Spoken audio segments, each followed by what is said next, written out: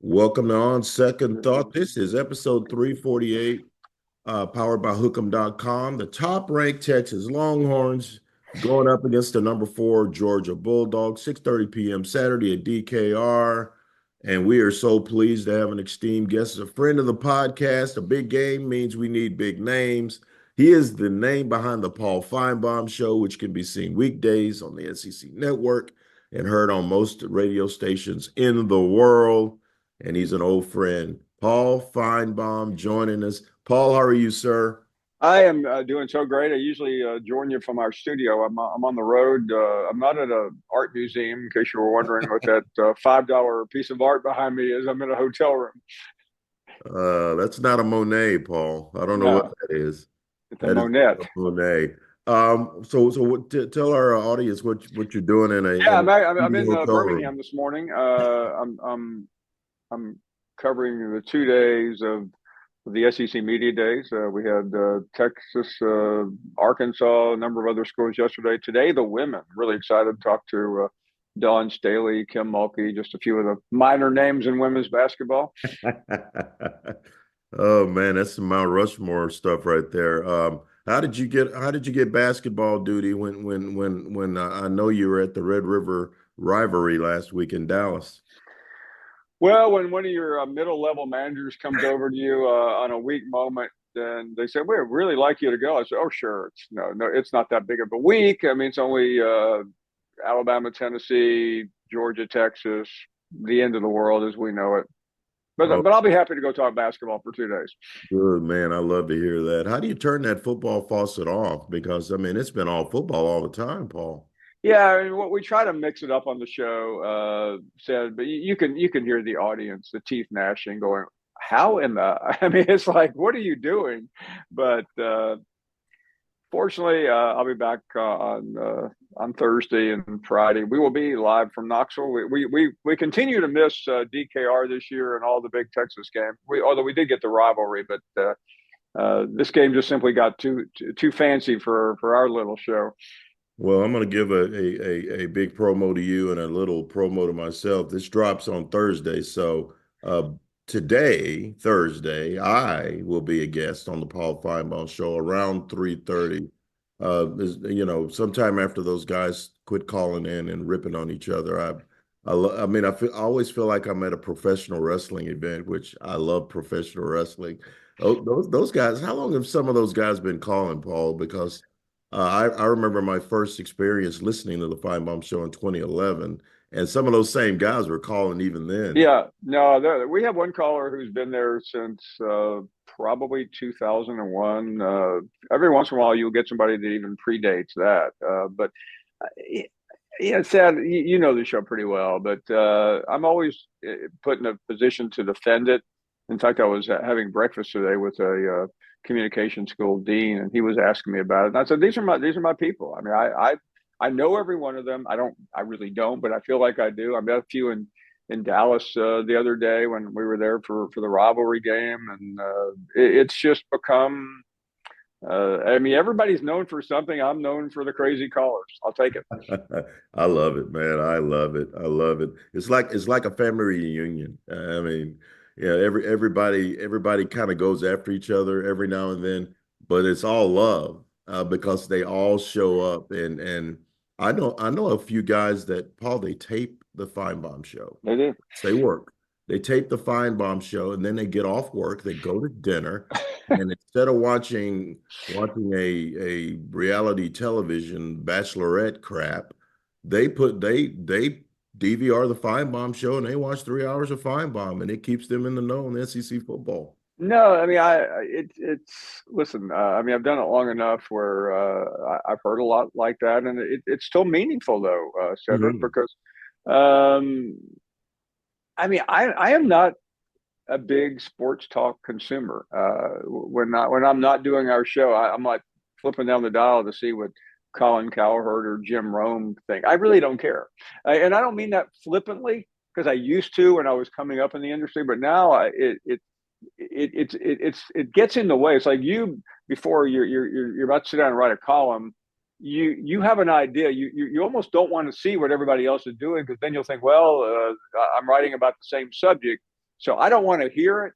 Therefore, when 2 o'clock comes around, it's all new to me. Versus I've heard this 15 times. Even though I know those callers have been on every show in America by the time they get to me. But I tell you what, man, it makes sense because you don't want to. I don't know what the word is. I don't think you don't want to sully what you believe to be your Right, creative right. copy, your creative thought process by listening to what the clones on Jim Rome had to say, or what Colin or even Stephen A had to say. It's all new every day, and that's why people flood to that show. Because even before Texas got to the SEC, I was tuning in to Finebaum because invariably, if they were going to win something big, they were going to have to go through an SEC school to Right. get there. So here we are in 2024, and the Longhorns are top ranked. They're 6-0. They've won their first two conference games. They've blown everybody they've played out by at least double digits. But now the biggest challenge to date is the Georgia Bulldogs, who have to still be smarting from that epic loss to Alabama. What are your impressions of Steve Sarkisian's Longhorns early in this SEC process? Well, first of all, I think it was a big mistake to invite Texas into the SEC. Oh, here we go. And you couldn't wait. Go ahead. I mean, I just think we really didn't think this one through. What's fascinating is it's just so Texas. From 3 years of, I don't know if we're ready, I don't know if they're ready. So they walk in. I mean, they send they drop their calling card a year early by humiliating and sending Nick Saban into retirement. By the way, those are your words, not mine. Uh, and and here they are again, number one in the country. I mean, it just doesn't seem fair. Oh my God, you're stealing me. You're stealing from me. Imitation is a sincere I form can't. I mean, I'll tell of. the audience. I cannot tell you how many times when Cedric says that on our show, I'm like, going, you can't say that on the Finebaum show. Oh my God. I know. And I know there's got to be a hit out for me somewhere in the SEC. So when I'm in Stark Vegas, or definitely when I'm in Tuscaloosa, I'm going to have my head on a swivel, man. And we will get to that Alabama thing, man. Now there's something going on down there. Now when we first talked on the at the SEC celebration on the Texas campus, you told me that the Longhorns, you weren't sure they were ready until Chris Del Conte plucked the baseball coach, Jim Schlossnagle, from the Aggies, and you're like, now I know they're ready for the Yeah. SEC. That's some SEC stuff. But they beat Georgia in the 2019 Sugar Bowl, 28-21, and Sam Ellinger goes, "We're back." And it turned out they weren't back, but they still beat Georgia. And that was Kirby Smart's come to Jesus moment, because he just went on a tear after that. Yeah. Two national championships, four SEC titles. And now here comes Steve Sarkisian, who wasn't the coach at the time, but he still represents the Longhorn. How big a threat is Steve Sarkisian to Kirby Smart's way of life moving forward? Well, he is a tremendous threat, and that's why Saturday's more important than I think people believe. Yeah, we know the playoff situation for Georgia in particular. We know it's about dominance, but we were talking about this a year or two ago with Alabama. But if the Dogs go down, so does a great deal of their mystique. And I mean, they were the new Alabama. I said that repeatedly.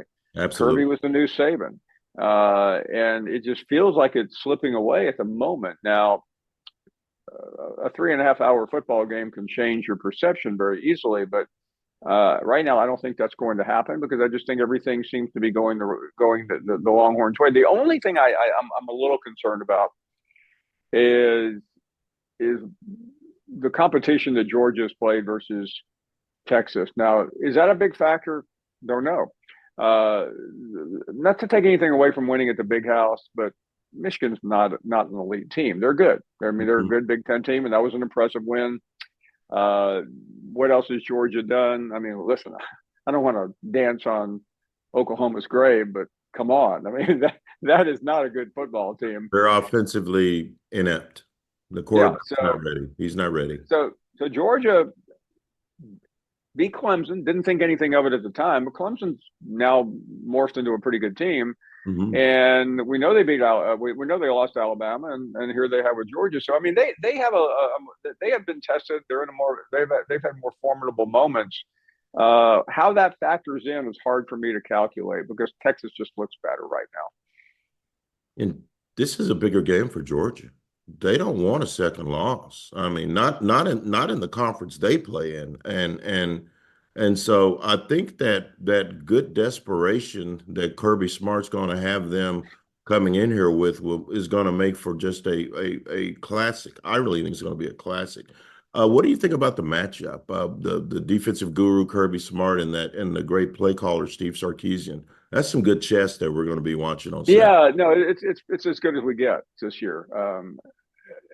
And it's as good as we got since last time when Sarkisian outmaneuvered his former boss Nick Saban.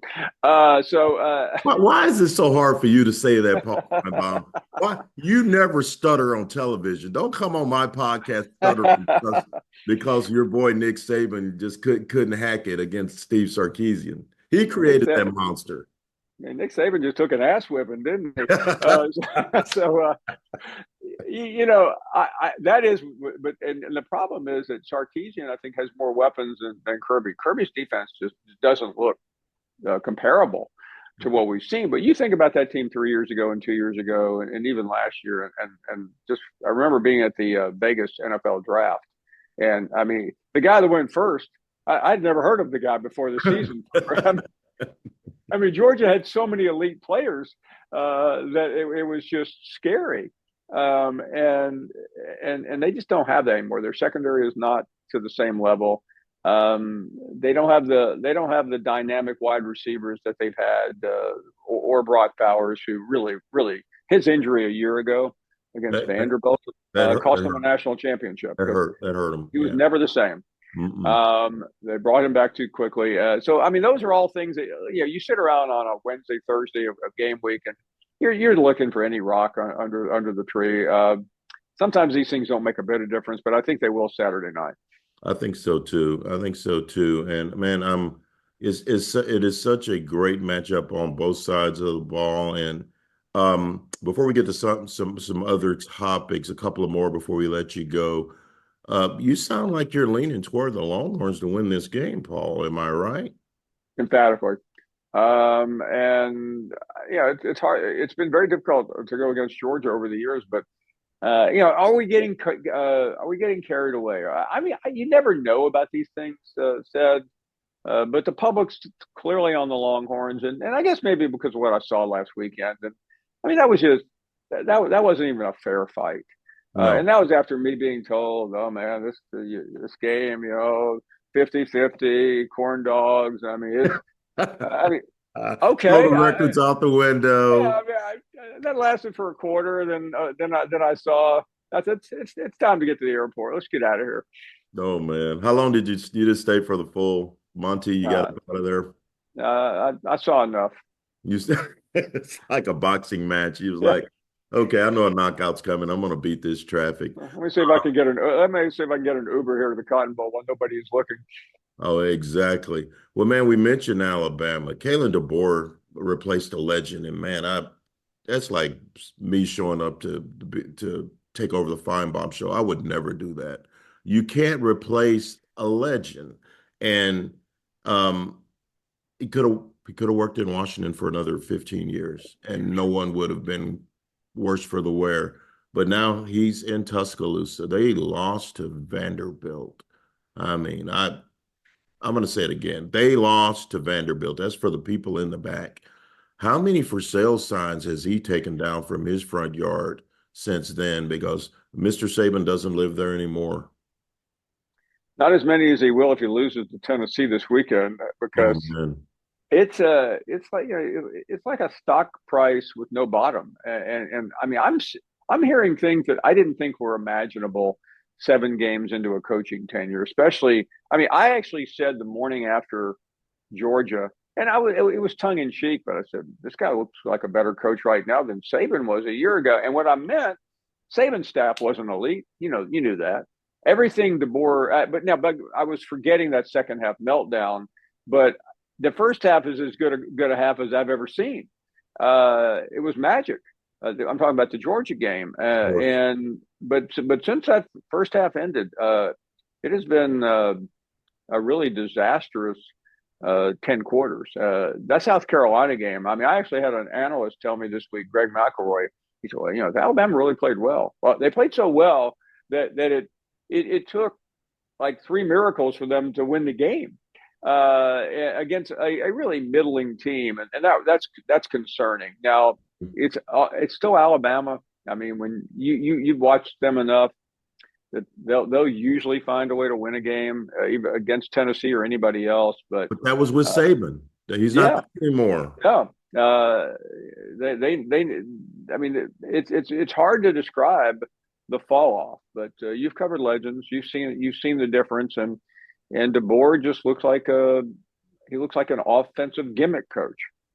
I know it feels like he brought some good Pac-12 offense Yeah. down here, but he also brought some Pac-12 defense, and that's not going to cut it in this league, man. It's not Well, going to.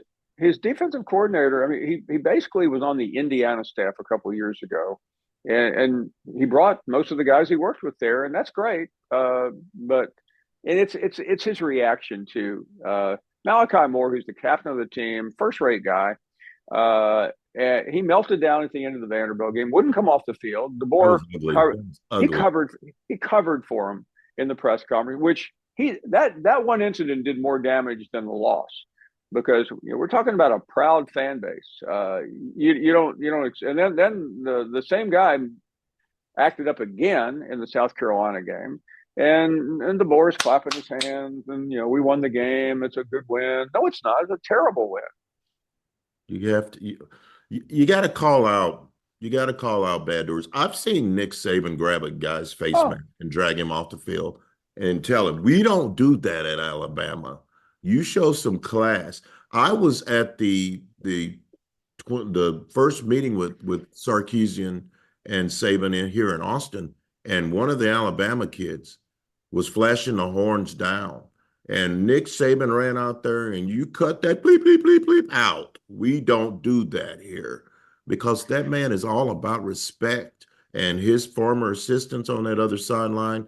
And one thing you could say about Nick Saban is he coached the game the right way on and off the field. What a great ambassador. I just can't understand how he can survive on game day with McAfee for at least another year before he just throws his hands up and goes.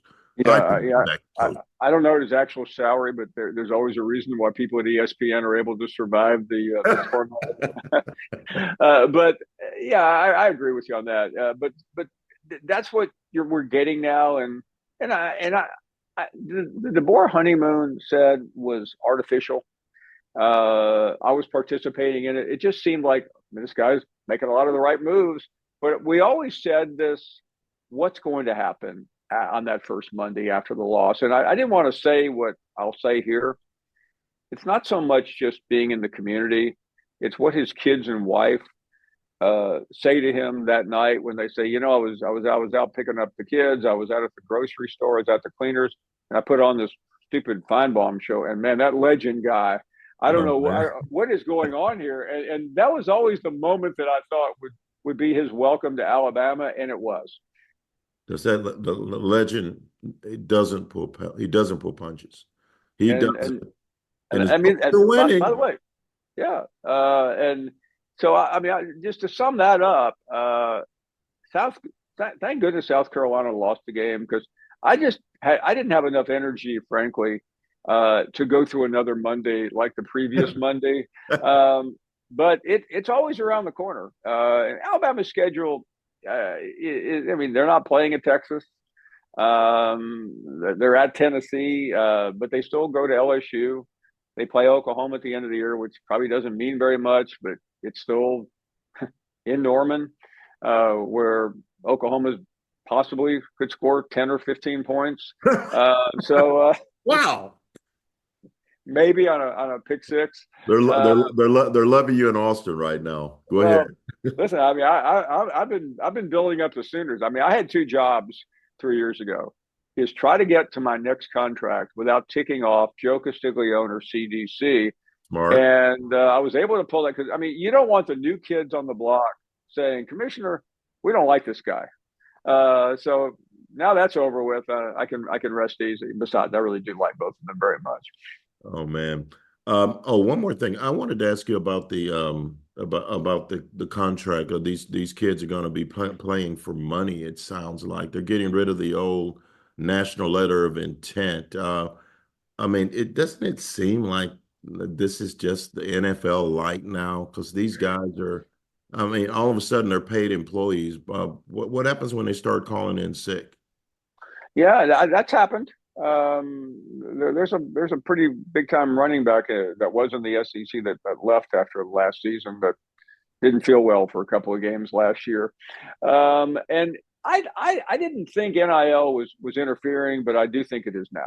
Said, I mean, you can see it across the board, and especially now as we get to the closer to the playoffs, when teams start just bailing. When you get teams that are 4-8, I mean, what are those guys going to do? They made their money. They're not making any more. They'll be in the portal, and I think we're going to see some wacky things. Yeah, it's gonna be really wacky because I mean they're employees now. That's what they are, and you know, and I've always been an advocate for the players, and so they're guns for hire, though, Paul. That's what Yeah, the big they are. stars will leave. What was it? Alabama had a guy that wasn't playing much, and he shut No, it. he's gone.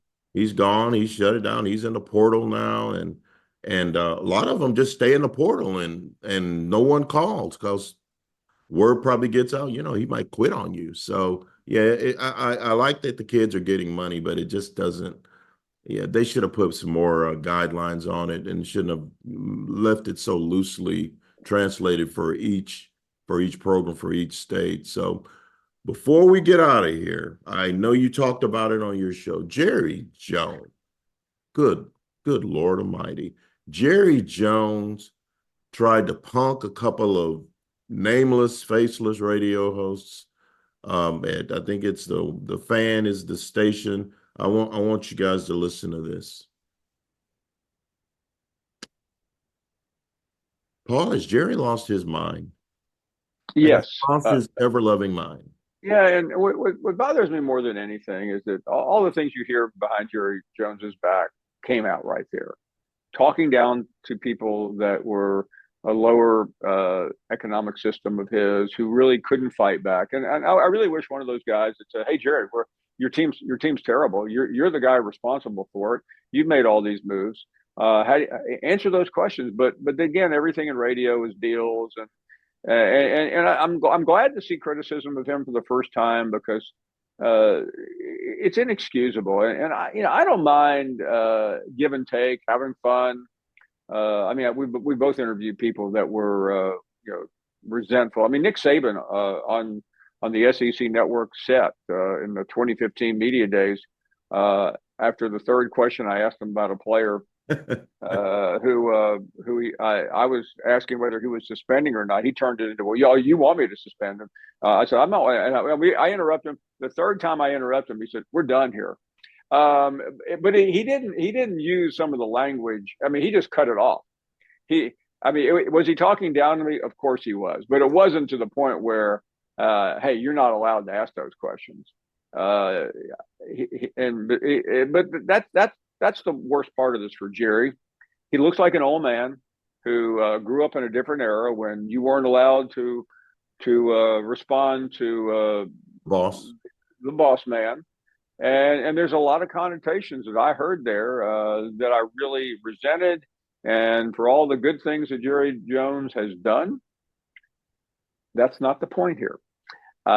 He's got a terrible football team. And why in the world he's even doing these interviews, probably self-explanatory, ego, control. But I would think twice about doing another one if I can't control my temper. You know, and they haven't won a Super Bowl since we had hair, Paul. I mean, No. it's almost 30 years since they won a Super Bowl. They haven't played in an NFC championship game. They're America's team. And he sat by, idly by, in the offseason where running backs were going at bargain basement prices. Oh, Derrick Henry. Alabama fans remember Derrick Henry. He won a Yeah. Heisman. Derrick Henry lives in Dallas, and he was just waiting on the phone to ring. And Texas is a tax-free state when it comes to income. No state income tax in Texas. He could have got Derrick Henry for cheaper than the Ravens got him, but he said they couldn't afford him. You bring back a washed-up Ezekiel Elliott, and then you got nothing. And I know you got stars you have to pay, but look at the guys. Derrick Henry, his team's leading the division. Joe Mixon in Houston, his team's leading the division. Aaron Jones in Minnesota, his team is undefeated. Those running backs were available, and he decided not to pull the trigger. And they are always going to be exactly what they are. He's got a coach who's living on regular season accomplishments, a coach who only got Aaron Rodgers to one Super Bowl. So it is a mess. And the worst thing of it all is he decides to bully guys who are asking questions that people like me and you will have asked him as well. If he had been on this podcast, I would have asked the same questions. No, and once that look gets attached to you, Cedric, you can't scrape it off. You can't buy your way out of it. He's a laughing stock today. I mean, I did a show on ESPN Wednesday morning, and the segment before me, I mean, people were just excoriating him, which usually, you don't normally get that for an owner. Owners, unless you're, Bob Irsay, you're going to usually skate as an NFL owner, but no, and I'm sure all those other owners are talking behind his back, and what they're saying is Jerry's lost it, just like you said. Yeah, and Steven's got to do what Daddy says, and I know that they are a team, and you can't fire the owners, but No, Cowboy fans got to be fed up. hey, but don't feel sorry for yourself.